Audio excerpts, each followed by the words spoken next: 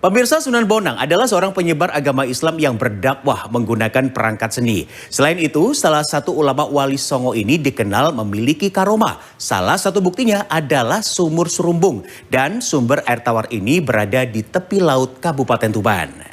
Informasi ini pemirsa sekaligus mengakhiri kebersamaan kita dalam program Jatim Awan edisi hari ini. Kami kembali mengingatkan Anda pemirsa untuk hadir di Kampung Ramadan JTV di Gor Sidoarjo hingga tanggal 23 Maret 2025 dengan banyak hiburan serta hadiah menarik setiap harinya. Maka hadir dan ramaikan. Mewakili kru yang bertugas, saya Helmi Kahaf pamit undur diri. Selamat siang dan salam JTV 100% Jawa Timur.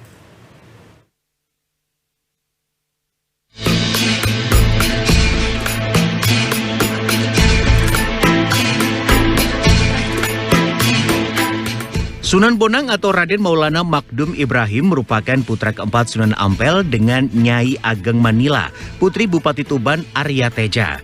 Semasa kecil, Sunan Bonang diasuh oleh ayahnya sendiri, Sunan Ampel, dan sesekali ke Tuban untuk belajar sastra dan kesenian. Hal ini membuat Sunan Bonang lebih diterima masyarakat pada zaman dahulu, karena Sunan Bonang lebih toleran kepada masyarakat Jawa Hindu. Selain itu, dalam menyebarkan ajaran agama Islam, Sunan Bonang menggunakan cara yang banyak disukai oleh masyarakat zaman dulu, yaitu melalui gamelan, wayang, dan kesastraan. Selain makam, Sunan Bonang juga memiliki bukti peninggalan sejarah selama berdakwah di kota Tuban.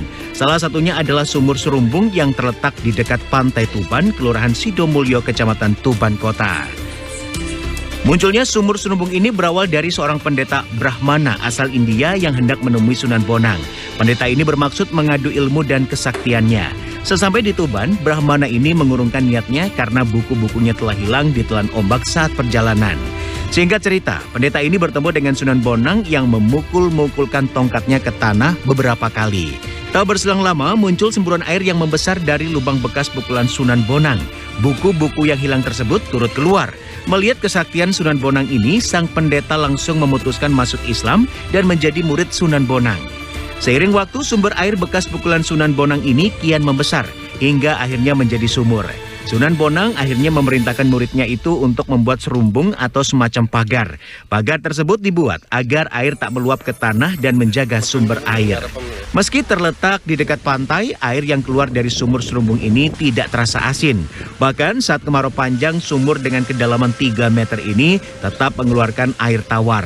Hingga sekarang, air yang memancar dari kesaktian Sunan Bonang ini dikenal dengan nama Sumur Serumbung. Air sumur ini dipercaya peziarah memberikan berkah. Jadi disinilah dakwah Islam mulai. Jadi peninggalan-peninggalan beliau termasuk ada di tepi pantai itu ada namanya Sumur Serumbung. Itu merupakan dakwah Sunan Bonang pada waktu itu ketika didatangi oleh pendeta Sakyakirti dari Brawijaya atau dari Sriwijaya atau dari ada yang mengatakan dari Cina. Jadi termasuk bagaimana Sunan Bonang menciptakan alat gamelan sebagai sarana dakwah, yaitu bonang itu sendiri. Kalau kita lihat gamelan yang murni Jawa itu ada di Bali, tidak ada bonang yang tidak ada, itu hanya gambang sama apa itu ya, yang tidak ada. Kreasi Sunan Bonang itu pada bonangnya itu. Jadi disinilah dakwah Sunan Bonang selain dalam bidang agama, toleransi, karena di Tuban ini banyak sekali agama karena kita adalah pelabuhan ya. Selain Sumur Serumbung, pohon Kalpataru yang ada di Museum Kambang Putih Tuban juga merupakan salah satu situs peninggalan Sunan Bonang. Sementara Primbon Bonang disimpan di Museum Negara Belanda.